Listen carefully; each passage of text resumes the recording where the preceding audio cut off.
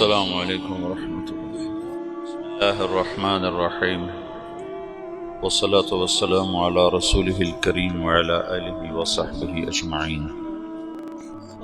اس امت کو اللہ تعالیٰ نے دعوت الی اللہ کے لیے منتخب فرمایا۔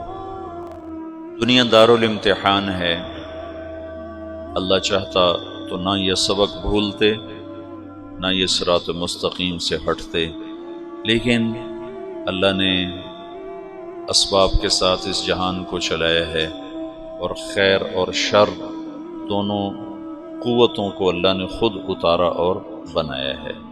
ایک شیطان کی طاقت ہے جس کا کام گمراہ کرنا ہے، اس کے مقابلے میں انبیاء کا پاکیزہ سلسلہ ہے جن کا کام ہدایت پھیلانا ہے۔ یہ دونوں میدان عمل میں ہیں، جس کی دعوت چلے گی اس کی بات چل جائے گی۔ تو جو قرن اول ہے، قرن اول سے مراد 100 سال نہیں ہے۔ خیر القرون قرنی ثم الذین یلونہم ثم الذین یلونہم، یہ 300 سال نہیں بنتے ہیں، اس سے کم ہیں، وہ لکھے ہوئے ہیں کتابوں میں، مجھے یاد نہیں ہے۔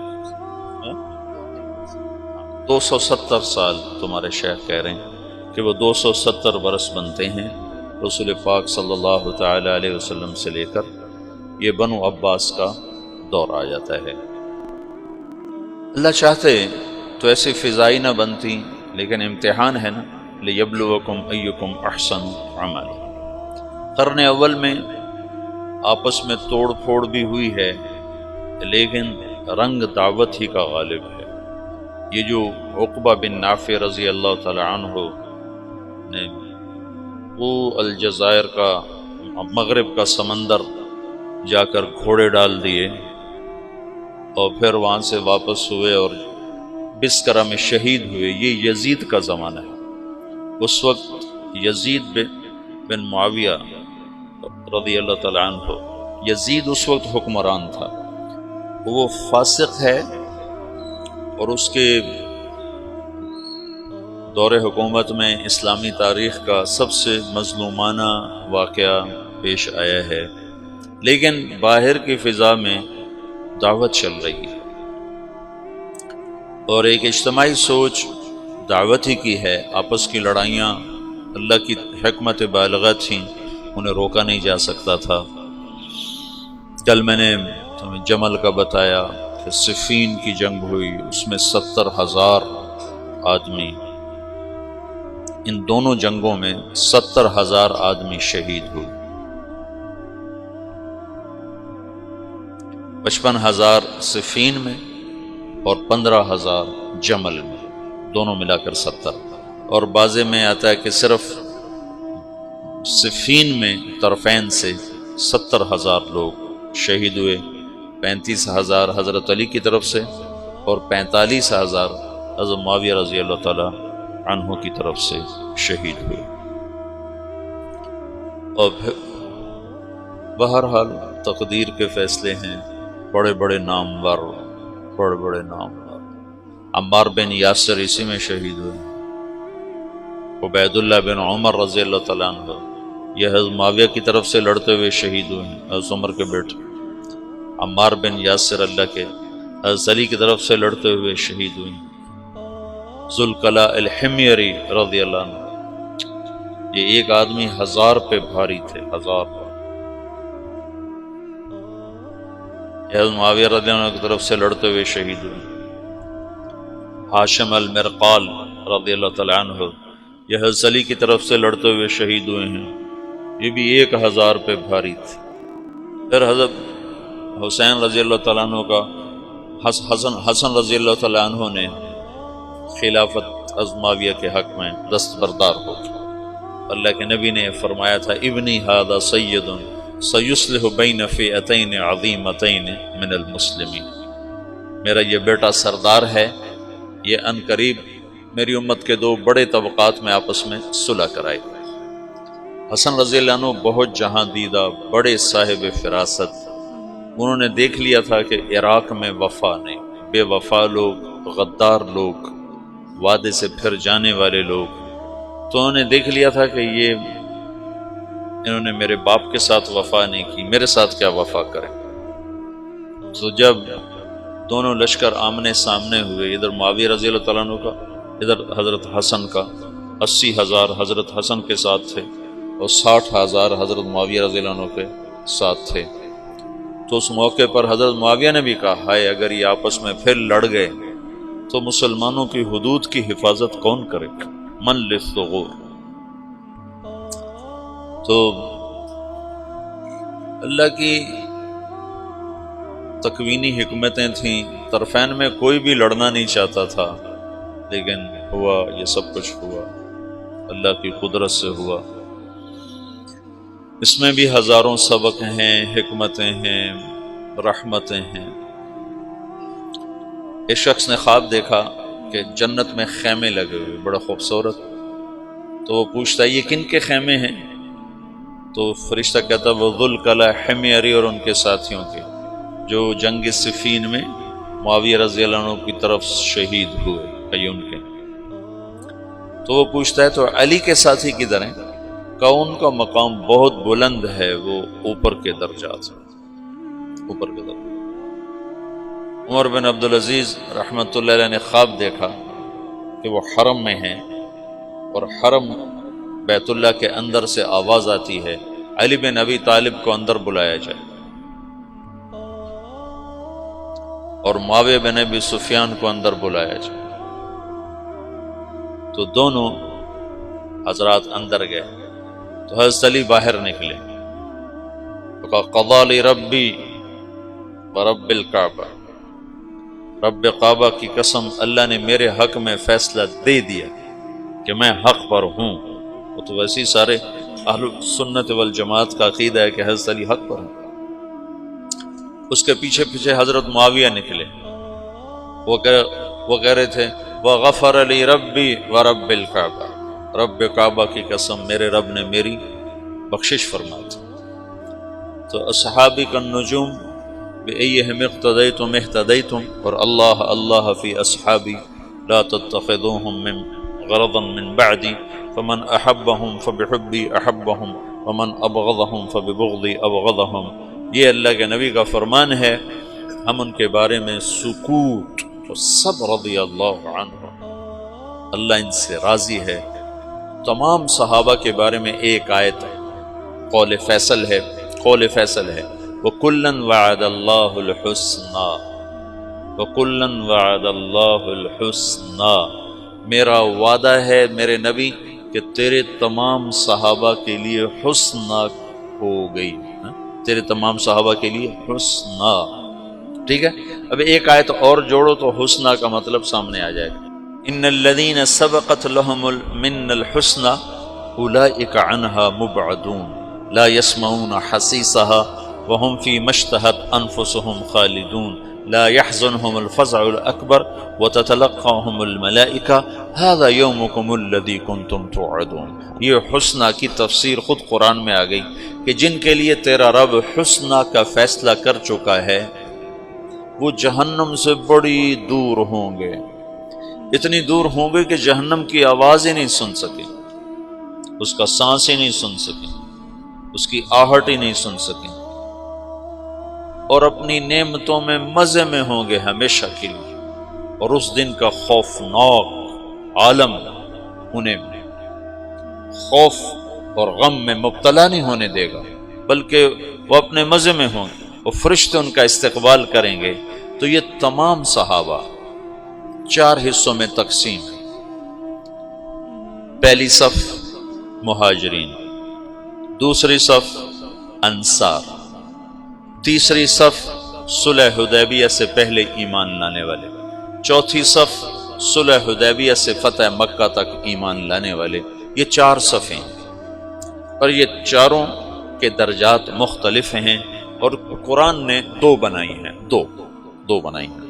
لا یستوی منکم من انفق من قبل الفتح وقاتل اولئک اعظم درجة من الذین انفقوا من بعد وقاتلوا وکلا وعد اللہ الحسنى۔ تو بعض لوگ فتح سے مراد حدیبیہ لیتے ہیں اور بعض حضرات فتح مکہ لیتے ہیں، کہ اللہ تعالیٰ فرما رہے ہیں میرے محبوب فتح پر ایمان لانے والے اور اس سے پہلے ایمان لانے والے برابر نہیں ہو سکتے۔ تو چونکہ صلح حدیبیہ کو بھی انا فتحنا لک فتحا مبینا کہا ہے اللہ تعالیٰ نے، تو بعض یہ فرماتے ہیں کہ یہ حدیبیہ سے پہلے ہیں اور حدیبیہ کے بعد، اور بعض مفسرین فرماتے ہیں کہ یہ فتح مکہ سے پہلے اور فتح مکہ پر ایمان لانے والوں سے لے کر آخر تک۔ تو یہ تقسیم تو اللہ نے بھی کی ہے کہ سب کے مقامات برابر نہیں ہیں، اور خلافت 30 سال چلنی تھی، اس کے بعد نہیں چلنی تھی۔ الخلافت بعدی 30 سنۃ، خلافت میرے بعد 30 سال۔ تو پھر کیا ہوگا؟ ثم یکون ملکا ورحمہ، پھر بادشاہت ہوگی رحمت والی۔ پھر کیا ہوگا؟ ثم یکون ملکا عضوضا، پھر ہوگا ایک دوسرے کو کاٹ کھانے والا ملک، اور قتل و غارت و سفک دماء اور ظلم و ستم والا ملک ہوگا۔ حضرت حسن کی نے جس دن جب یہ دو لشکر آمنے سامنے ہوئے تو حضرت حسن نے کہا میں نہیں لڑتا، میں صلح کرتا۔ تو حضرت حسین نے خود آ کر حضرت حسن پہ وہ چڑھائی کی، ان کو تارے دکھا دی۔ انہوں نے کہا بھائی انہوں نے تیرے باپ کے ساتھ وفا نہیں کی، تیرے بھائی کے ساتھ کہاں سے وفا کریں گے، میں جو کر رہا ہوں ٹھیک کر رہا ہوں۔ اور اللہ کے نبی کا فرمان سچا ہو رہا ہے کہ یہ میرا بیٹا 2 فریق میں صلح کرائے گا۔ اور لوگوں نے کہا مسود المسلمین، مسلمانوں کے چہرے سیاہ کرنے والا۔ تو انہوں نے کہا انا مبید المسلمین، میں مسلمانوں کے چہرے سفید کرنے والا، کہ میں نے تلواروں کو نیام میں ڈال دیا، آپس میں ٹکرانے کی بجائے دشمن کے آگے کر دیا۔ خلافت ختم ہو گئی 30 سال پر، اب بادشاہت آنی ہے۔ بادشاہت کسی بھی بڑے سے بڑے صحابی کو یہاں بٹھایا جاتا تو بادشاہت چلنی تھی، خلافت علی منہاج النبوہ نہیں چلنی تھی۔ اس کے 30 سال پورے ہو چکے تھے، تو اب بادشاہ ہونا کسی بھی بڑے درجے کے صحابی کی شان کے خلاف تھا۔ اس کے لیے 4تھی صف کا آدمی ہونا ضروری ہے، اور 4تھی صف میں معاویہ بن ابی سفیان سے بہتر ایک بھی نہیں ہے حکومت کے لیے۔ بادشاہت بڑے پہلی صف کے صحابہ کو زیبا نہیں ہے، دوسری صف کے صحابہ کو زیبا نہیں ہے، تیسری صف کے صحابہ کے لیے بادشاہ کا نام آنا نامناسب ہے۔ اب ملک کا جو لفظ آنا چاہیے وہ 4تھی صف کے لوگوں پر آنا چاہیے جو فتح مکہ پر ایمان لائے۔ تو معاویہ رضی اللہ عنہ فتح مکہ پر ایمان لانے والوں میں ہیں، اگرچہ کہتے ہیں کہ وہ پہلے لائے تھے لیکن چھپایا ہوا تھا، لیکن اسی اسلام کو معتبر مانا جاتا ہے جس پر اس کا اظہار ہوتا ہے، اظہار ہوتا ہے۔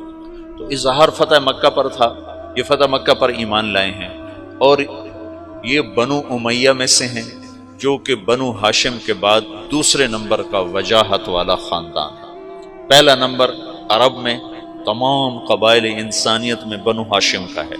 ان اللہ تخیر القبائل فاختار العرب ثم تخیر العرب فاختار مضر ثم تخیر مضر فاختار قریش ثم تخیر قریش فاختار ہاشم ثم تخیر ہاشم فاختارن۔ تو بنو ہاشم سب سے اعلیٰ درجے کا خاندان تھا۔ بنو ہاشم کے بعد سب سے عالی مرتبہ خاندان بنو امیہ تھا۔ بنو امیہ کے بعد بنو مخزوم تھے، بنو مخزوم۔ تو مرتبے میں بنو امیہ کی ٹکر کا آدمی کوئی نہیں، بنو ہاشم کے لیے حکومت کا فیصلہ کوئی نہیں۔ جب حضرت حسن کا انتقال ہونے لگا تو انہیں حضرت حسین کو فرمایا بھائی میں ایک بات سمجھ چکا ہوں، اللہ نے ہمیں نبوت دی ہے، اب حکومت کبھی نہیں دے گا، ہمارے خاندان میں حکومت نہیں آ سکتی، میرے بعد عراق والے تمہیں ورغلائیں گے کہ آؤ ہم تیرے ہاتھ پر بیعت کرتے ہیں، یاد رکھنا انہوں نے تیرے باپ سے غداری کی، تیرے بھائی سے غداری کی، تجھ سے بھی غداری کریں گے۔ بنو ہاشم کے 4 آدمی، 4 نہیں 3، حضرت علی، حضرت حسن اور امین الرشید، 3 آدمی خلفاء بنے ہیں صرف اسلامی تاریخ۔ بنو عباس بھی بنو ہاشم ہیں اور اس میں 35 خلفاء اوپر نیچے انہوں نے حکومت کی ہے، کبھی برائے نام کبھی حقیقت کے ساتھ۔ ان 35 میں ایک خلیفہ ایسا نہیں جس کی ماں بھی ہاشمی ہو۔ باپ تو ہاشمی ہے، یہ سارے ابو جعفر کی اولاد ہیں۔ ابو جعفر 2 واسطوں سے حضرت عبداللہ بن عباس کا یہ پڑپوتا ہے، ابو جعفر منصور، سب حضرت عباس کی اولاد ہیں، بنو ہاشم ہیں۔ لیکن ان 35 میں صرف ایک شخص ہے، امین بن ہارون بن مہدی بن ابو جعفر بن علی بن عبداللہ بن عباس۔ اس کی ماں بھی ہاشمی ہے، اس کا باپ بھی ہاشمی ہے۔ اس کی ماں زبیدہ ہے جو بنو ہاشم میں سے ہے، اور اس کا باپ ہارون ہے جو بنو ہاشم میں سے ہے۔ اس کے علاوہ جتنے خلفاء ہیں یا باندیوں کی اولاد ہیں یا اور قبائل عرب کی وہ اولاد ہے۔ اور اوپر تک جاؤ، خود عبداللہ بن عباس ان کی ماں ہاشمی نہیں ہے، ان کی ماں ہاشمی نہیں ہے۔ ام فضل الہلالیہ وہ بنو ہلال میں سے ہے، بنو ہاشم میں سے نہیں ہے۔ ہاشمی النسل طرفین، نجیب الطرفین جن کو کہا جاتا ہے، یا علی یا حسن یا امین، اور ان تینوں کی حکومت اللہ نے نہیں چلنے تھی۔ کل تمہیں بتایا تھا علی رضی اللہ عنہ داڑھی پکڑ کے کہتے تو کب رنگین ہوگی، متا تو خزب حاضر۔ حضرت حسن نے 6 مہینے کے بعد خود ہی چھوڑ دی، اور امین کو اس کے بھائی مامون نے قتل کروا دی۔ 2 سال حکومت کی اور ختم۔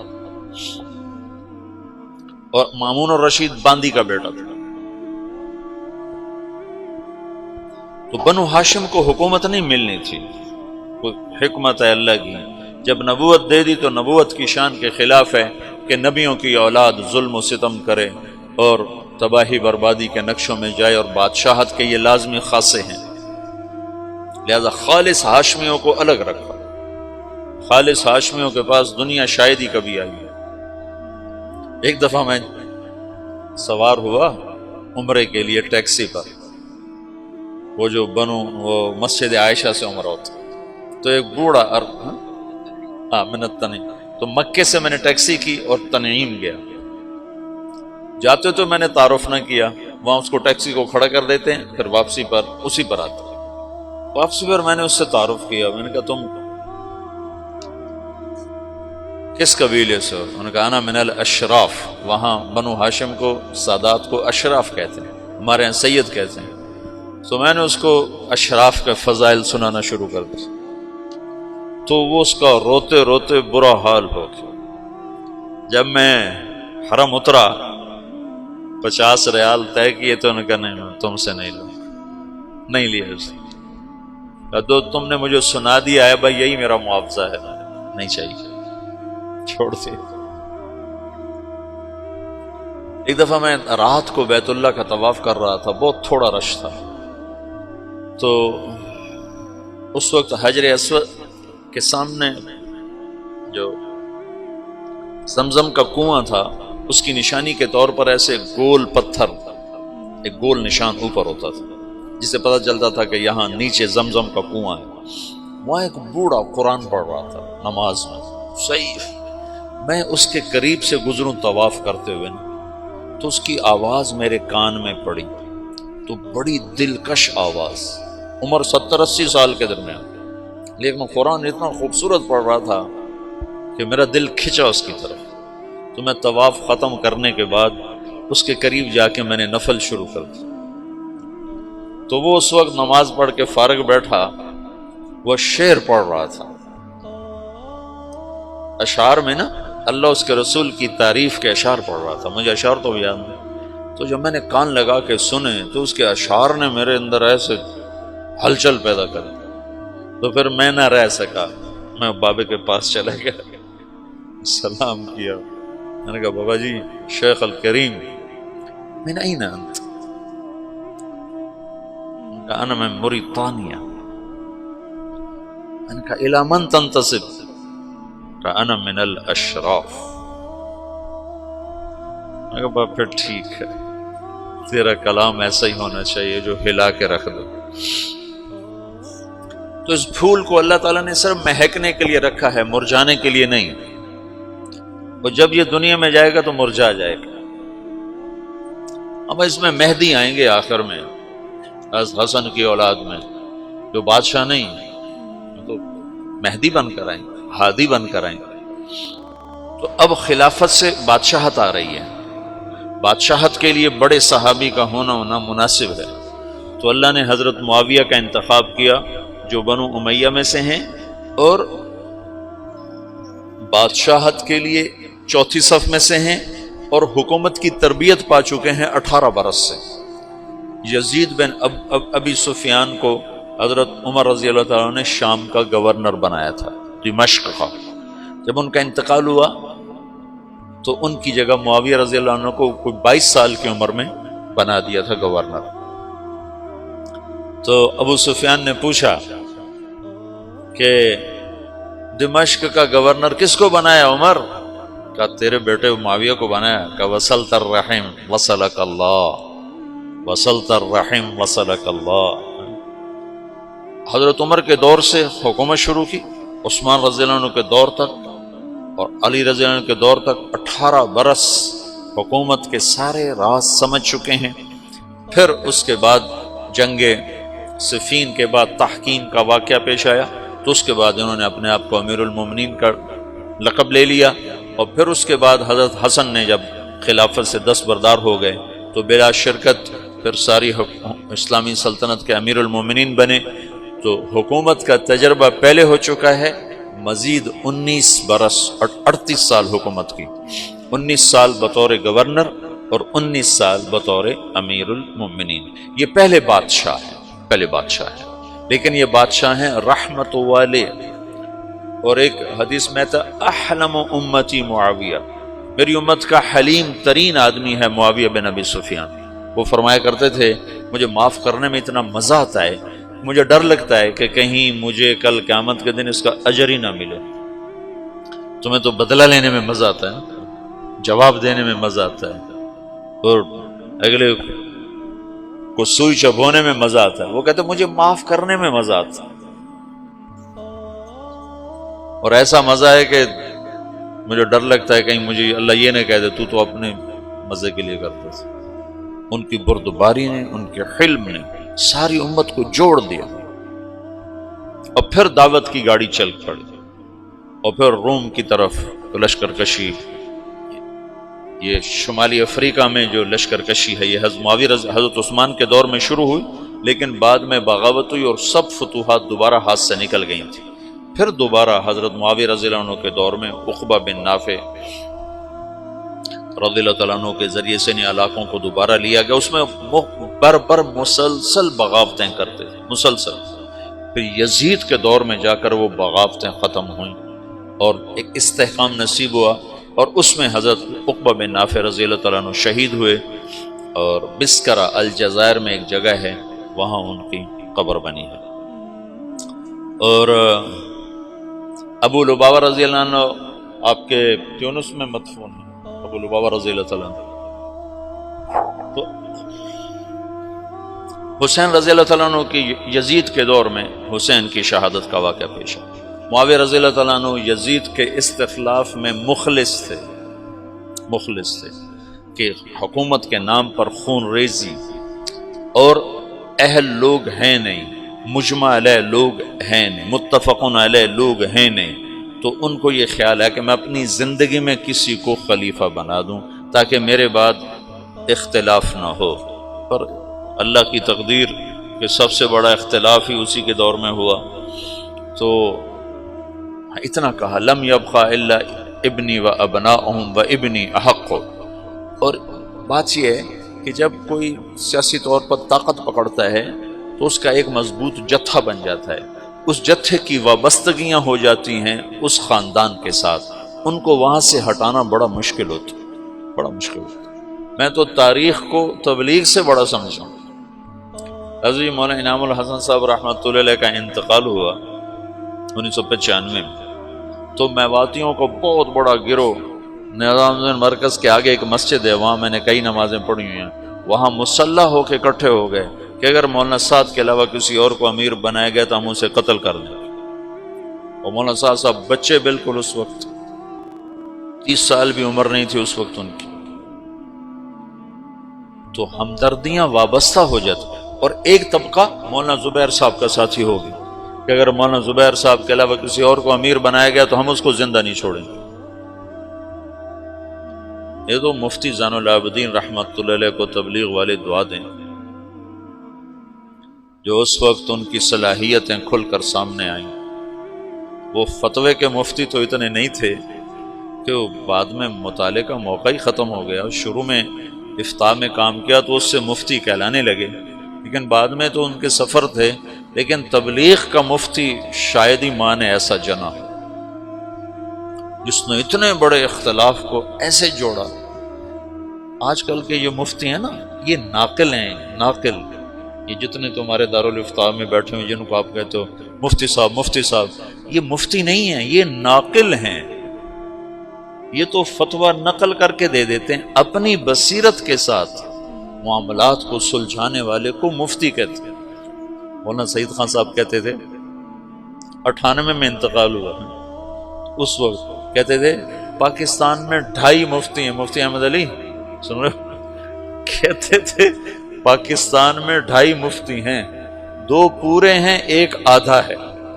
میں نے کہا جی کون ہے؟ کہ بتاؤں گا نہیں، بتاؤں گا۔ مفتی اس کو نہیں کہتے جو بدائے ثنائے سے فتویٰ نقل کر کے دے دے، اور عالمگیری سے اور تمہاری وہ کیا ہے در مختار سے یا ان کتابوں سے تمہیں فتویٰ نقل کر کے دے دے۔ یہ تو ناقلین ہیں۔ اب تو یہ بے وقوف 1 سال تخصص میں کرنے کے بعد خود اپنا نام کے ساتھ مفتی لکھتا ہے، مفتی طارق جمیل۔ الو کو عبارت پڑھنی نہیں آتی اور خود اپنے نام کے ساتھ مفتی لکھواتا ہے۔ مفتی کا مطلب ہے مفت کی کھانے والا، ویلیاں کھاوانا۔ مفتی اس کو کہتے ہیں جو اپنی بصیرت کے ساتھ مسائل کی گتھیاں سلجھا دے۔ ساری زندگی مفتی صاحب رحمت اللہ علیہ کی قدر، اللہ کا شکر ہے تمام اکابر کی قدر دل میں رہی، تو مفتی صاحب کا روب داب، جلال اور شاہی ٹھاٹ باٹ ایسے ذرا بود رہتا تھا، بود رہتا تھا،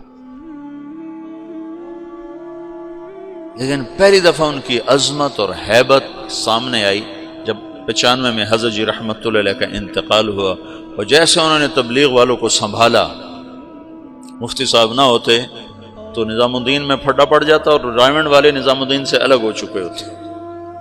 اس بندے نے ایسے جوڑ اصل مفتی ہونے کا حق ادا کیا، وہ زین العابدین کے نام کا حق ادا کیا۔ تو میں اس سے یزید کے استخلاف کو سمجھا کہ معاویہ رضی اللہ عنہ بے بس تھے، کہ سیاسی وابستگیاں اور محبتیں خاندانوں کے ساتھ وابستہ ہو جاتی ہیں، شورائی نظام نہیں چل سکنا تھا، یہ ایک طبعی چیز ہے، یہ ہو جانا تھا۔ بیرم خان ہندوستان میں بہت بڑا نام ہے، بیرم خان ابراہیم خان خانہ کا والد تھا، اور بڑا عظیم انسان گزرا ہے، اللہ اس کی بخشش کرے، بڑا عظیم انسان تھا۔ مغل خاندان کے لیے اس کی بڑی خدمات ہیں۔ ہمایوں مر گیا تو اکبر 12 برس کا تھا، کل 12 برس کے بچے کا سر اتار کے تخت پہ بیٹھنا کیا مشکل تھا بیرم خان کے لیے، کہ ساری فوج بیرم خان کے ہاتھ میں تھی، لیکن اس نے اکبر کو تخت پر بٹھایا اور خود اس کا نوکر بن کے زندگی گزاری، اور جب تک وہ پروان نہیں چڑھا اس پر چھاؤں کر کے کھڑا رہا۔ یہ جذبات وابستہ، اللہ کا نظام ہے، جب وہ کسی کو بادشاہی دیتا ہے تو پھر اس کے مطابق وہ نظام چلا دیتا ہے۔ تو معاویہ رضی اللہ عنہ نے یزید کا استخلاف کیا، اس میں ابو بکر کے بیٹے عبد الرحمن اور عبداللہ بن عمر اور عبداللہ بن زبیر اور حسین بن علی رضی اللہ تعالی عنہم، ان لوگوں نے شدید مخالفت کی۔ بہرحال میں صرف تمہیں اس سے تاریخ سے گزارنا چاہتا ہوں، میں اصل دعوت کا پس منظر بتا رہا ہوں کہ دعوت کتنا عظیم کام ہے، کتنے اتار چڑھاؤ آئے، اور اللہ نے اس امت کو اپنے اصل منصب پر کسی نہ کسی درجے میں باقی رکھا، اور آج پھر دوبارہ لوٹا دیا ہے، لوٹ پیچھے کی طرف اے گردش ایام تو۔ غزل اس نے چھیڑی مجھے ساز دینا، ذرا عمر رفتہ کو آواز دینا۔ یہ عمر رفتہ جو پیچھے بیت گئی، یہ وہ آواز ہے، یہ آواز کہن ہے، شراب کہن پھر پلا ساقیا، وہی جام گردش میں لا ساقیا۔ یہ وہی قرن اول کا ہیرا ہے دعوت، جس کو مولانا الیاس کے ذریعے سے اللہ تعالیٰ نے زندہ فرمایا۔ اس کے سامنے ہر محنت چھوٹی پڑتی جائے گی، چھوٹی پڑتی جائے گی، چھوٹی پڑتی جائے گی۔ اس محنت میں لگنے والوں کے درجے قیامت کے دن تم بڑے بلند دیکھو گے۔ دیکھنے میں وہ نہ اکابر میں ہوں گے نہ اصاغر میں ہوں گے تمہاری نظروں میں، لیکن وہ قیامت کے دن دیکھو گے کہ بڑے بڑے مشائخ بھی ان کے آگے تمہیں چھوٹے نظر آئیں گے، کہ کہاں سارے عالم کو سامنے رکھ کر محنت کرنا، قدم اٹھانا، کہاں صرف ایک ذات کو سامنے رکھ کر محنت کرنا، زمین آسمان کا فرق۔ تو یزید کے استخلاف میں حسین رضی اللہ عنہ کی شہادت کا واقعہ پیش ہے۔ یزید کے بارے میں ایک گروہ ہے جو اس کو کافر کہتا ہے، یہ بھی غلط ہے۔ ایک گروہ اہل سنت والجماعت سے خارج ہو چکا ہے، وہ یزید کو رضی اللہ عنہ کہتا ہے اور امیر المومنین کہتا ہے، اور انتہائی خرافات واہیات الفاظ استعمال کرتا ہے اس کی برات کے لیے۔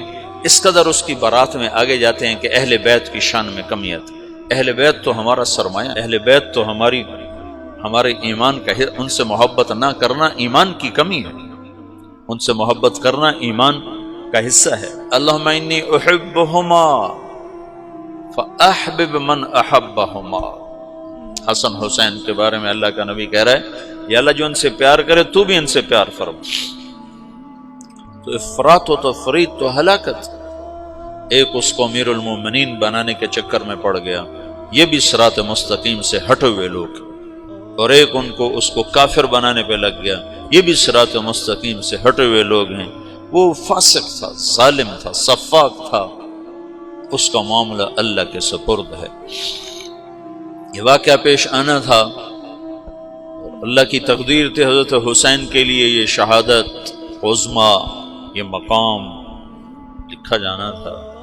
سر کربلا، سر کربلا اقبال کی ایک نظم ہے فارسی میں، کہیں ملے تو پڑھنا، بہت عالی شان۔ وہاں ایران میں ایک بہت بڑی بنائی گئی یادگار، تو اس میں ایک طرف تو ایران کے ایک بڑے نامور آدمی کا خطبہ ہے، اور دوسری طرف اقبال کی نظم ہے سر کربلا۔ تو علی شریعتی وہاں کے بڑے ادیب، بڑے عالم، بڑے شاعر، وہ وہاں اس کے افتتاح کے لیے آئے، تو انہوں نے دیکھا تو ادھر لکھا ہوا محمد اقبال سیالکوٹ، تو انہوں نے کہا تمہیں کسی ایران کے شاعر کا کلام نہیں ملا یہاں لٹکانے کے لیے، جو ایک ہندی کا کلام تم لکھ رہے ہو؟ تو وہاں کی مجلس شورا نے کہا کوئی کلام اس کی ٹکر کا لا کے دکھا دو تو اس کو اتار کے اس کا لگا دیں، کوئی کلام لا کے دکھا دیں۔ سر کربلا تو 35-36 اشعار ہیں، کمال۔ تو اہل بیت کے لیے ایک منقبت، ایک فضیلت، ایک شہادت، ایک اللہ کی طرف سے مقدر تھا، اس نے ہونا تھا، وہ ہو گیا، لیکن میں دراڑ پڑ گئی۔ پھر بنو امیہ کے خلاف ایک نظام چلا اندر ہی اندر، لیکن اللہ نے اہل بیت کو اس میں سے نکال دیا۔ لوگوں نے محمد بن حنفیہ کے ہاتھ پر بیعت فرمائی، جو حضرت علی کی دوسری بیگم سے اولاد ہیں، حضرت فاطمہ کی اولاد نہیں ہے۔ 132 ہجری تک بنو امیہ کی حکومت ہے، 132 ہجری تک وحدت کلمہ ہے اور عربیت غالب ہے، عجمیت قریب بھی نہیں ہے، عربیت کی سادگی ہے اور عربیت کی صفات ہیں، ظلم و ستم موجود ہے لیکن اس پہ چھاپ عربیت ہے۔ 132 ہجری میں پہلی دفعہ وحدت کلمہ ٹوٹ کے پھر ٹوٹ گئی، ٹوٹتی تو کئی دفعہ رہی لیکن جڑ جاتی تھی۔ پہلا حکمران بنو امیہ کا مروان اور آخری بھی مروان الحمار، بڑا صفات والا حمار کہتے تھے جفا کشی کی وجہ سے، اگر اس کو تھوڑی سی سنبھلی ہوئی سلطنت ملتی تو شاید وہ اور کئی سو سال بنو امیہ کے جھنڈے گاڑ دیتا، اور مردے کو ہاتھ میں لے کر کون زندہ کر سکتا ہے؟ اس وقت بنو امیہ مر چکے تھے، ہشام کے بعد زوال شروع ہو گیا تھا۔ تو 132 ہجری میں بنو عباس حکمران آ گئے اور عبداللہ الصفاح یہ پہلا خلیفہ بنا۔ تو جب خطبے کے لیے کھڑا ہوا تو اس کے ہاتھ سے ڈنڈا گر گیا، عصا، تو اس کا رنگ فق ہو گیا۔ اس نے اس سے فال لی کہ یہ تو ہمارا امر، ہماری حکومت شاید نہیں چل سکے گی کہ ہاتھ سے عصا گر گیا۔ تو ایک بدو کھڑا ہوا، اس نے کہا مسافر منزل پر پہنچنے کے بعد اپنے عصا کو رکھ دیا کرتا ہے۔ اس نے فوراً اس کی فال کو ادھر بدل، انہوں نے کہا مسافر منزل پہ پہنچنے کے بعد اپنے عصا کو رکھ دیا کرتا ہے۔ تو صفاح نے اس کو، صفاح کہتے بھی اس نے، صفاح خون بہانے والا، اس کا سالار تھا ابو مسلم خراسانی۔ حجاج نے 1,25,000 آدمی قتل کیے اور بنو امیہ کا تخت بچھایا، اور ابو مسلم خراسانی نے 7 لاکھ افراد قتل کیے اور بنو عباس کا تخت بچھایا۔ اور 5 سال کے بعد پہلا توڑ ہوا کہ اندلس کی حکومت الگ ہو گئی۔ اندلس میں ایک لڑکا نوجوان عبد الرحمن بن معاویہ بن ولید بن یزید بن عبد الملک بن مروان، یہ 20 برس کی عمر میں دھکے کھاتا یہ پہلے افریقہ میں پھرتا رہا، اندلس، الجزائر، مراکش سب بنو امیہ تھے، پھر یہ دریا پار کیا، سمندر پار کیا اور اندلس پہنچ گیا۔ وہاں اس کو بنو امیہ کے کچھ خیر خواہ مل گئے تو اس نے وہاں حکومت کی داغ بیڑ ڈالی، 600 آدمیوں کے ساتھ 20,000 کے لشکر کو شکست دی۔ بہت خوبصورت آدمی تھا، بڑا جواں مرد، بڑا جواں ہمت، بڑا عالی حوصلہ۔ جب وہ وہاں پہنچا تو اس کو ایک خوبصورت لڑکی پیش کی گئی، جاریہ، کنیز۔ کہنے لگا اس میں مشغول ہوتا ہوں تو اپنے مقصد کو بھولتا ہوں، اور مقصد میں لگتا ہوں تو اس کا حق ادا نہیں کر پاتا، تو میں اپنے مقصد پہ ہر شے قربان کر سکتا ہوں، مقصد کو نہیں قربان کر سکتا۔ جب اللہ مجھے میرا کھویا ہوا مقام دے دے گا تو ایسی باندیاں اور بہت مل جائیں گی۔ تو اس نے اس کو نہیں قبول کیا، تو صرف 600 کے ساتھ 20,000 کے لشکر کو شکست دے کر بنو امیہ کی داغ بیل ڈالی، اور پھر 350 سال بنو امیہ نے اندلس پر حکومت کی بڑی شان و شوکت کے ساتھ۔ پھر اس کو ختم کیا ابو عامر، ایک یمنی نوجوان تھا۔ وہ مردے کو مارنا کون سا مشکل کام ہوتا ہے، ہر حکومت ایک حد تک چلتی ہے پھر زوال کا شکار ہوتی ہے۔ تو امت 2 حصوں میں تقسیم ہوئی 137 ہجری میں جب بنو امیہ الگ ہو۔ پھر اس کے بعد 232 ہجری میں جا کر متوکل قتل ہوا اور اس کا بیٹا متنصر حاکم بنا، تو ترکوں کا غلبہ ہو گیا، ترک غالب آئے۔ ترکوں نے عباسی خلفاء کو کھلونا بنایا، اور 3 صدی میں اسماعیلیہ کی تحریک چلی، اور انہوں نے مشرقی اپنا شمالی افریقہ جو بلاد عرب جہاں علم تھوڑا تھا، بربر تھے اور علم کی کمی تھی، وہاں اسماعیلی شیعہ کے دعات پہنچے اور انہوں نے وہاں اسماعیلی سلطنت کے لیے فضا مہیا کی، اور پھر وہاں المہدیہ پہلا شہر بسایا۔ وہ میں پہلے سمجھتا تھا الجزائر میں ہے، رات تمہارے شیخ نے بتایا کہ وہ تونس میں ہے۔ الجزائر قریب من الجزائر، ہاں اللہ اکبر۔ انہوں نے المہدیہ کو دارالحکومت بنایا، پھر اس کا سردار تھا جوہر، اس نے مصر فتح کیا، اس کے بعد پھر یہ اسماعیلی سلطنت منتقل ہو گئی مصر میں، تو اسلامی سلطنت 3 حصوں میں تقسیم ہو گئی، ایک بنو عباس، ایک اسماعیلی شیعہ اور ایک بنو امیہ، اس طرح یہ ٹکڑوں میں تقسیم ہو گئے۔ پھر اس کے بعد مراکش الگ ہو گیا، وہاں حکومت قائم ہو گئی موحدین کی، پھر مرابطین کی، پھر اس طرح وہ آگے تقسیم در تقسیم چلتے چلے گئے۔ پھر بنو عباس 232 سے 334 تک ترکوں کا غلبہ ہے اور کٹ پتلی ہیں، پھر 334 سے لے کر 446 تک خالص شیعہ حکمران قابض ہو گئے اور بنو عباس پر شیعہ غالب آ گئے۔ تو یہ 334 سے 446 تک ادھر اثناعشری شیعہ حکمران ہیں، اور ادھر مصر اور شام کے بہت سے علاقے اور سارا شمالی افریقہ اور حجاز کا بہت سا علاقہ، بلکہ خود حرمین شریفین یہ اسماعیلی شیعہ کے قبضے میں ہیں۔ پوری اسلامی سلطنت شیعوں کے قبضے میں۔ 416 ہجری میں سلطان محمود غزنوی کا انتقال ہوا ہے۔ اس نے 5ویں صدی کے آخر میں ہندوستان پہ حملے کیے اور یہاں راہ ہموار کی۔ پھر شہاب الدین غوری نے یہاں اسلامی سلطنت کی بنیاد رکھی۔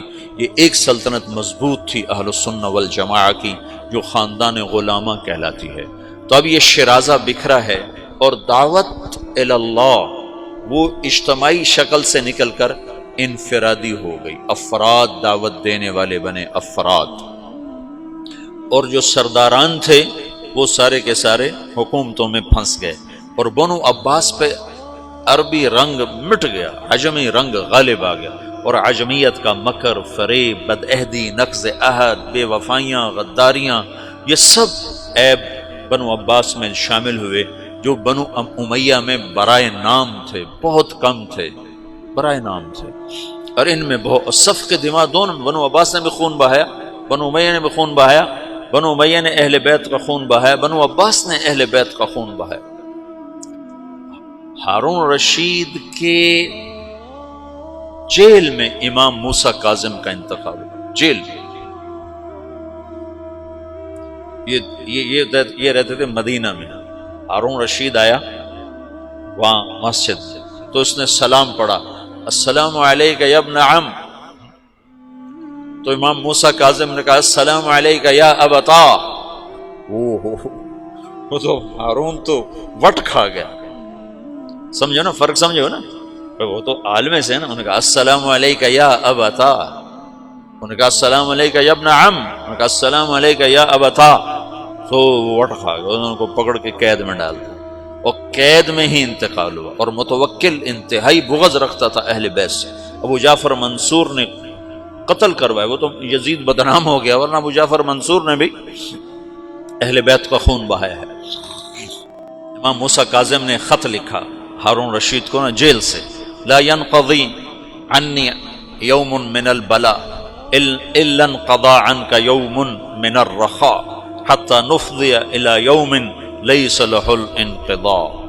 ہارون کانپ گیا تھا یہ خط پڑھ کے، زلزلہ آ گیا تھا کہ جیسے جیسے میرے شدت کے دن کٹ رہے ہیں، تیری راحت کے دن کٹ رہے ہیں، پھر ایک دن وہ آئے گا جس میں تو اور میں اکٹھے ہوں گے، اور وہ دن کٹنے کے لیے نہیں آئے گا، ٹکنے کے لیے آئے گا، پھر اس دن تیرا میرا فیصلہ ہوگا۔ یہ مطلب تھا۔ 656 ہجری میں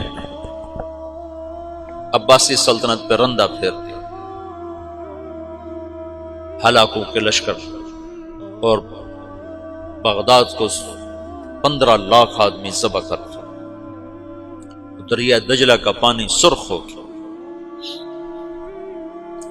658 ہجری میں اللہ تعالیٰ نے مصریوں کو کھڑا کیا، رکن بائی برس، ترک جو ہے نا یہ خیر العجم ہے، عرب تو خیر القبائل ہے نا، لیکن ترک خیر العجم، عجم میں سب سے بہترین قبیلہ ترک ہے۔ انہوں نے عربوں کے بعد اگر دین کی خدمت کی ہے تو ترکوں نے کی۔ عرب تو اپنی سابقیت کی وجہ سے سبقت لے گئے، لیکن عربوں کے بعد اگر اس دین کو پانی دیا ہے تو ترکوں نے دیا۔ ہندوستان میں ترکوں نے حکومت کی اور تاتاریوں کو عبرتناک شکستیں دیں ہندوستان کے بادشاہوں۔ ملک مظفر علاؤ الدین خلجی کا سالار تھا، تاتاری اس کا نام سن پر وحش لرزے طاری ہو جاتے، شہید ہوا تھا۔ 5 مسلسل جنگوں میں ملک مظفر نے ترکوں تاتاریوں کو شکست دی اور 5ویں جنگ میں شہید ہو گیا تھا۔ کسی تاتاری کا گھوڑا پانی نہیں پیتا تھا تو وہ کہتا تھا تو نے ملک مظفر کو تو نہیں دیکھ لیا، اتنا روب تھا۔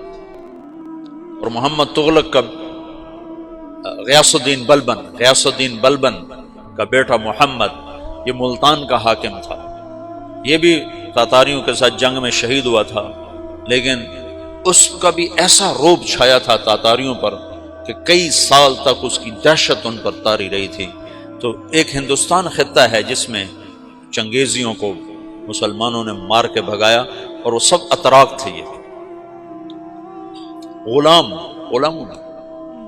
غیاث الدین بلبن جو تھا نا، غیاث الدین بلبن، یہ التمش کے سامنے پیش ہوا، غلام خریدے جا رہے تھے تو 20 غلاموں کی کھیپ آئی، تو التمش نے 19 خرید لیے، اس کو رد کر دیا۔ یہ قد کا چھوٹا اور رنگ کا ایسا ہی تھا، ماٹھا۔ ترک تو خوبصورت ہوتے ہیں۔ تو غیاث الدین بلبن نے کہا التمش سے، ان کو کس لیے خریدا ہے؟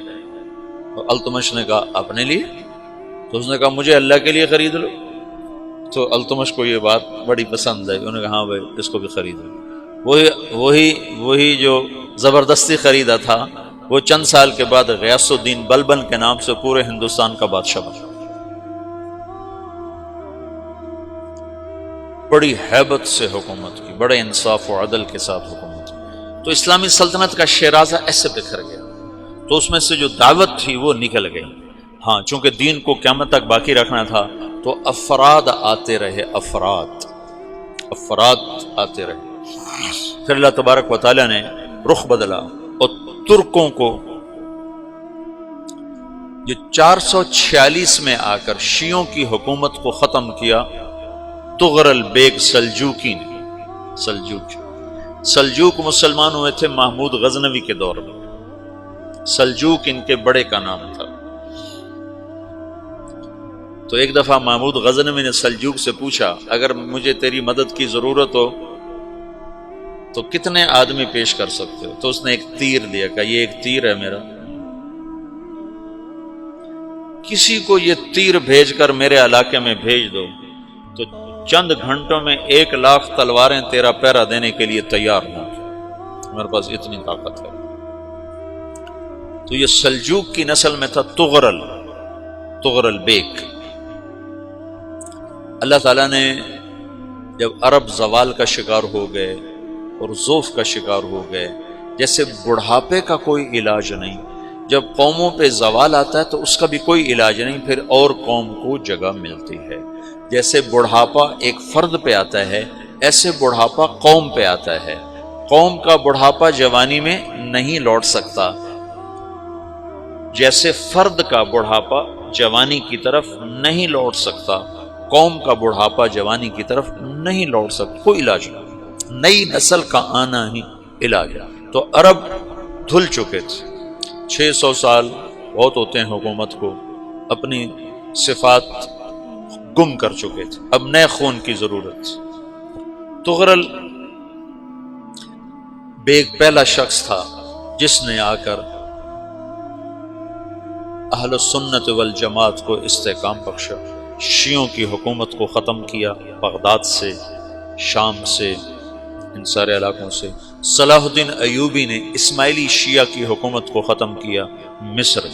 العاضد ان کا آخری خلیفہ تھا صلاح الدین ایوبی، نور الدین زنگی رحمۃ اللہ علیہ کا پروردہ تھا، اس کا دوست تھا، اس کے دوست بھی تھا، بچہ بھی تھا اس کے سامنے، زیادہ لکھنے پڑھنے کا شوق تھا۔ پھر اللہ تعالیٰ نے اس سے کام لیا اور اس کو مصر کا گورنر بنا کے بھیجا، مصر کی مدد کرنا۔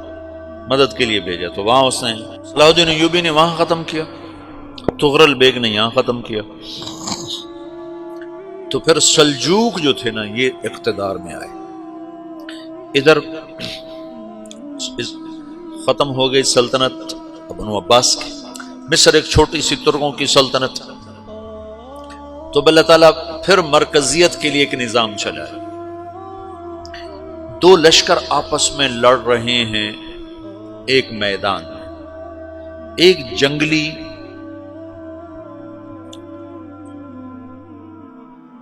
بدوؤں کا قافلہ، جنگل کے لوگ اپنے قبیلے کو لے کر، ایک جنگلی قبیلہ اپنے سردار کے ساتھ نقل مکانی کر رہا ہے ایک جگہ سے دوسری جگہ.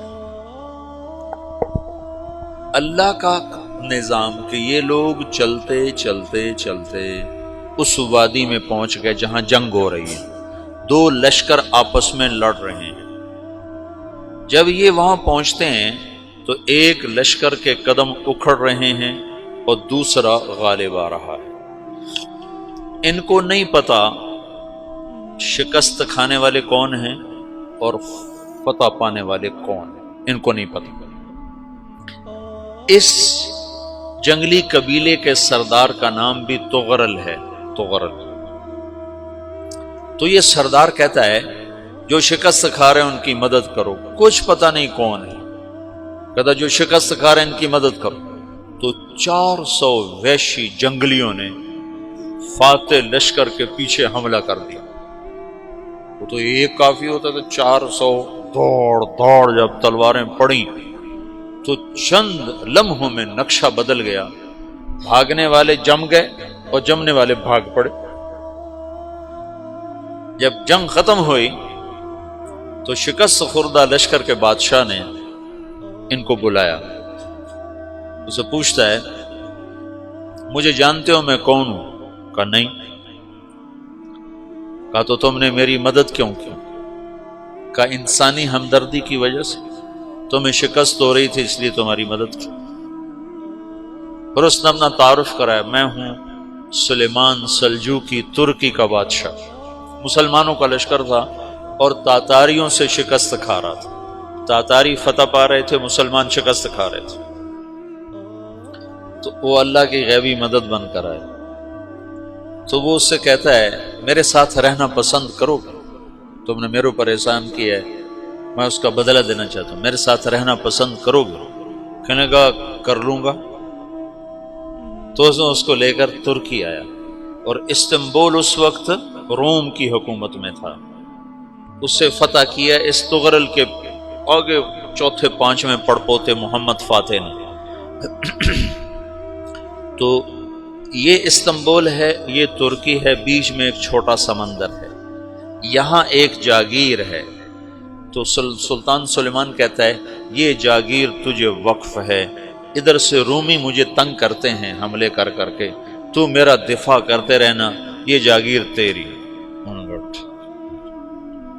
اس جاگیر پہ اس نے اپنے قافلے کو آباد کر دیا، اپنے قبیلے کو، اور ایک چھوٹی سی حکومت بنا لی جو ایک صوبہ سمجھو سلمان سلجوقی کا، وہ ایک چھوٹا سا صوبہ ہے. وہاں جب یہ رہ پڑا تو پھر یہ ایک شیخ کے بیت ہوتا ہے. وہاں شیخ طریقے میں ان کے یہ بیت ہونے جاتے ہیں. وہ اس کو رات اپنے پاس ٹھہراتا ہے. تو ایک کمرے میں ان کو ان کا خادم ٹھہراتا ہے. یہ جب کمرے میں جاتا ہے تو سامنے دیوار میں طاقچے پر قرآن پڑا ہوا ہے. تو یہ تغرل بیگ کہتا ہے یہ کیا ہے، یہ کیا ہے؟ تو وہ خادم کہتا ہے یہ کتاب اللہ ہے، قرآن ہے. اچھا. وہ اس کو وہاں چھوڑ کے باہر چلا جاتا ہے. وہ دیہاتی آدمی، جنگل کا رہنے والا، پہلی دفعہ زندگی میں قرآن دیکھا. وہ کہتا ہے یہ قرآن ہے، اللہ کی کتاب ہے، میں اللہ کی کتاب کے سامنے سو جاؤں، کتنی بے ادبی ہے. تو اس نے ایسے قرآن اٹھایا اور سر پہ رکھ لیا اور کھڑا ہو گیا. ساری رات قرآن سر پہ رکھ کے کھڑا رہا. رات کے پچھلے پہر اس کو خواب آیا. کھڑے کھڑے اس نے دیکھا کہ اس کی پشت سے ایک چاند نکلا اور شیخ کی بیٹی کے سینے میں جا کے اتر گیا۔ پھر اس لڑکی کے سینے سے ایک درخت نکلا جو پھیلتے پھیلتے پھیلتے 3 بر اعظم پہ چھا گیا، افریقہ پر، یورپ پر، ایشیا پر۔ پھر اس کی آنکھ کھل گئی، وہ کھڑا ہوا ہے تو اس نے صبح یہ خواب اپنے شیخ کو سنایا، تو انہوں نے اپنی بیٹی اس کے نکاح میں دے دی۔ اس بیٹی سے ایک بچہ پیدا ہوا، تغرل بیگ نے اس کا نام رکھا عثمان، عثمانی ترک نام سنا ہوا، جو میں نے کل بتایا تھا کہ 1924 میں وہ خلافت ختم ہوئی۔ تو ایک بیٹا پیدا ہوا عثمان۔ عثمان نے پھر ایک نئی اسلامی حکومت کی بنیاد رکھی جو 1924 تک چلتی رہی، کوئی 800 سال یہ حکومت چلی۔ تو حکومت کا شیرازہ بکھرا لیکن پھر جڑ جاتا تھا، اور وہ قرن اول والا جوڑ کبھی نہ پیدا ہوا، ٹکڑے بن گئے۔ ان ٹکڑوں میں اللہ لوگ پیدا کرتا رہا جو دعوت دیتے رہے، دعوت زندہ رہی۔ جو تربیت کا نظام تصوف کے ساتھ تھا اب وہ تبلیغ کے ساتھ۔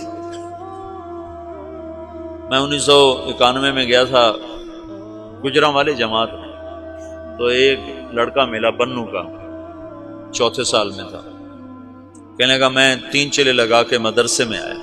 مدرسے میں آنے کے بعد میرا ذہن تصوف کا بن گیا۔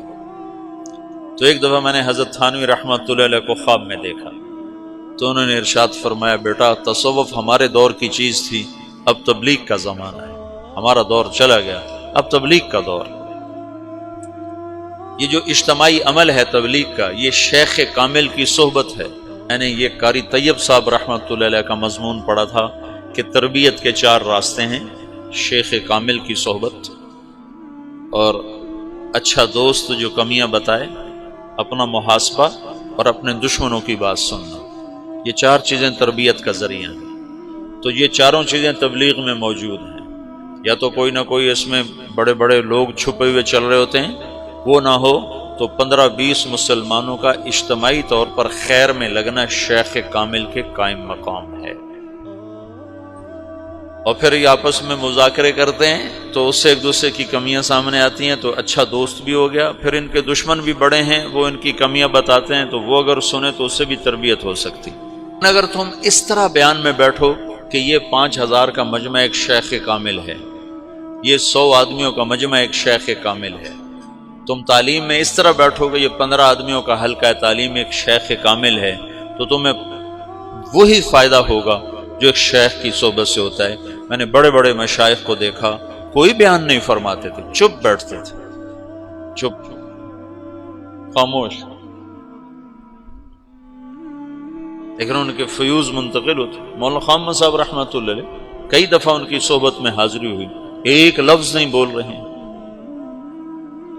اور مولانا انعام الحسن صاحب رحمۃ اللہ علیہ 2 مہینے میں مستقل ان کی صحبت میں نظام الدین میں رہا، ایک لفظ نہیں بولتے تھے، بس ایسے بیٹھے، ہم بھی بیٹھے رہتے ہیں۔ لیکن جب کوئی بیان کرنے بیٹھتا ہے تو پھر تمہارا ذہن بن جاتا ہے بیان ہو رہا ہے، آگے بیان ہوتا ہے بالکل ٹھنڈا، تو لہذا تم یا سو جاتے ہو یا اٹھ جاتے ہو۔ تو تم بیان کو اور ہدایات کو اور تعلیم کو اس عنوان سے لو کہ شیخ کامل ہے۔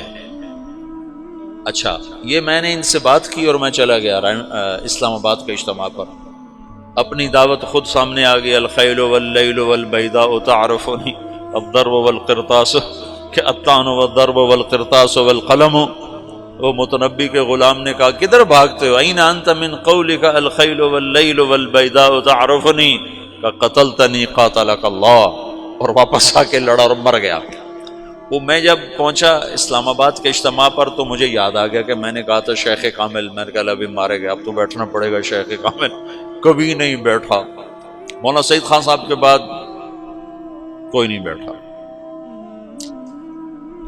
تو میں بیٹھ گیا۔ عصر کے بعد ایک عام بھائی بیان کر رہے تھے، بابر صاحب رائمنڈ کے مقیم بیان کر رہے تھے، میں عصر سے مغرب مسلسل بیٹھا اس تصور کے ساتھ کہ میں یہ جو 40-50 ہزار کا مجمع ہے یہ ایک شیخ کامل ہے، آپ یقین مانو میں پورے فائدے کے ساتھ بیان سے اٹھا، میرا سینہ کھل چکا تھا۔ پھر مغرب کے بعد مولانا جمیل صاحب کا بیان تھا، امام جو ہیں، ان کا بیان بالکل سیدھا سادہ پنجابی لہجے میں اردو بول رہے تھے، لیکن میں 1 گھنٹہ بیٹھا، پورا استفادہ ہوا۔ پھر ظہر کے بعد میرا معمول سو جانے کا ہے، میں ظہر کے بعد جاگتا میں سو جاتا، لیکن ظہر کے بعد مولوی فہیم صاحب کا بیان تھا 2.25 گھنٹے، 2.25 گھنٹے۔ میں اس کو اگر بطور بیان بیٹھتا تو میں 2.25 منٹ بھی نہ بیٹھ سکتا، میں 2.25 گھنٹے ایسے بیٹھا رہا، اس تصور میں کہ میں ایک شیخ کامل کی صحبت میں ہوں۔ مجھے اتنی نورانیت محسوس ہوئی، اتنا مجھے نفع ہوا کہ میرا 1 منٹ کے لیے جی نہیں چاہا کہ بیان ختم ہو جائے اور ہم اٹھیں۔ تو گھڑی پہ نظر ہوتی کب ختم ہوگا، کب ختم ہوگا۔ شیخ کامل کی صحبت ہے اجتماعی عمل، شیخ کامل کی صحبت ہے، تربیت کا یہ نظام ہے۔ تو پہلے جو مشائخ تھے وہ ایسے نہیں بیٹھتے تھے۔ شیخ الاسلام بہاؤالدین زکریہ کے میں سیرت پڑھی، کان کثیر السیاحہ، کثیر السیاحہ، تمام مشائخ ایسے تھے۔ اور یہ شیخ الاسلام تو عجب کوئی مشائخ میں سے تھے، جو سہروردی سلسلے والے، ان کو اللہ نے اتنا رزق دیا تھا کہ جب ان کا انتقال ہوا تو ان کے ایک ایک بیٹے کو 10 ارب روپیہ آیا تھا، 10 ارب روپیہ، 7 لاکھ دینار فی کس، 10 ارب روپیہ بنتا، اور باقی جائیداد الگ، اور ان کے جو اپنی زندگی میں خرچ تھے وہ الگ۔ وہ مبلغین کی جماعتیں انڈونیشیا تک انہوں نے اپنی جماعتیں روانہ فرمائیں تبلیغ کے لیے، اور سارے بر صغیر میں، ملائیشیا میں، سری لنکا میں۔ اور ایک عجب ان کی سیرت میں پڑھی بات، جس ملک میں بھیجنا ہوتا تھا اس کی زبان ان مبلغین کو سمجھاتے تھے اور ان کو سکھاتے تھے، پھر ان کو بہت سا پیسہ دیتے تھے کہ تمہیں سوال نہ کرنا پڑے، بجاؤ۔ تو دعوت کا کام شخصیات میں آ گیا، بادشاہوں نے چھوڑ دیا، شخصیات میں۔ صرف ہندوستان کی تاریخ میں ایک بادشاہ گزرا ہے جس نے دعوت کی سرپرستی کی، وہ محمد تغلق، اور وہ ویسے خر دماغ تھا، چھوٹی چھوٹی باتوں پہ قتل کر دیتا تھا، تو اس کی وہ چیز گہنا گئی، یعنی ماند پڑ گئی۔ لیکن ایک بادشاہ ہے محمد تغلق جس نے دعوت کی محنت کو میدان بنایا اور کہا کہ جاؤ ہندوؤں کو دعوت دو۔ تو دعوت اللہ ختم نہیں ہوئی، اجتماعی شکل ختم ہوئی اور منتقل ہو گئی افراد میں، مشائخ میں، علماء میں، واعظین میں۔ ابن جوزی کے ہاتھ پر 20,000 لوگ مسلمان، 1 لاکھ لوگ تائب ہوئے۔